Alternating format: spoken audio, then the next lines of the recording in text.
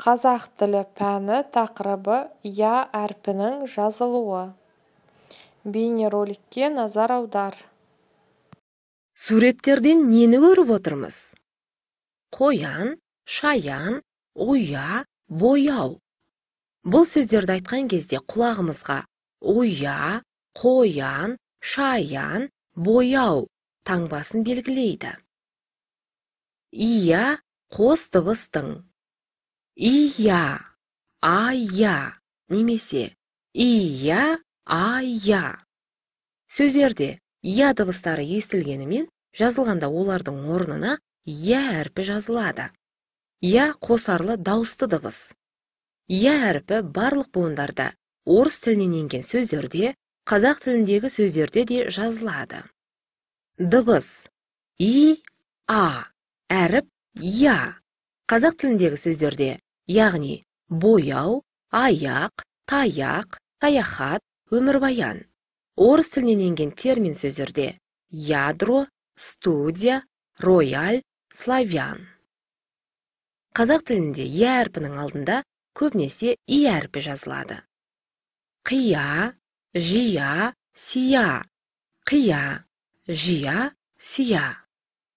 Мысалы, пияз, қияр, зиян, биязы, тақия, қария, дария, тағы да басқалары.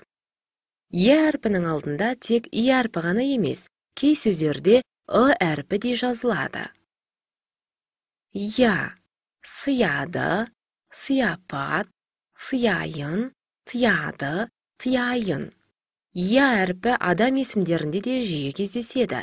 Әлия, әсия, бақтияр, баян, аян, үрия, ұрқия, аяжан. Қорыта келгенде, сөзде и, а дыбыстары естілгенімен, жазуда олардың орнына я әрпі жазылады. Дәптермен жұмыс. 50-ші жаттығу, 26-шы бет. 11-ші сабақ. Дене мүшелерінің таласы. Бірде дене мүшелері өзара айтысып қалыпты. Айтысты аяқ бастапты. Одан соң қол, құлақ, көз өз пайдалары туралы айтыпты. Ең соңында мұрын тұрып, былай дейді. Адам үшін мен пайдалымын. Мен болмасам, адам иісті сезе алмас еді. Сол кезде адам бәрін ортаға шақырып, былай депті. Босқа дауласпаңдар. Адам үшін бәріңнің де пайдаларың бар.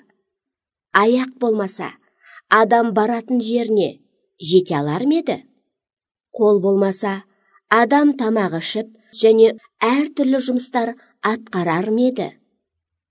Құлақ, көз және мұрын болмаса, адам ести, көре және ауа жұтып, иісті сезе алар ма еді? Бәріңде адамға керексіңдер. Бір-біріңді сыйлап, өмір сүріңдер. Тыңдалған мәтінді өз сөзіңмен айтып бер.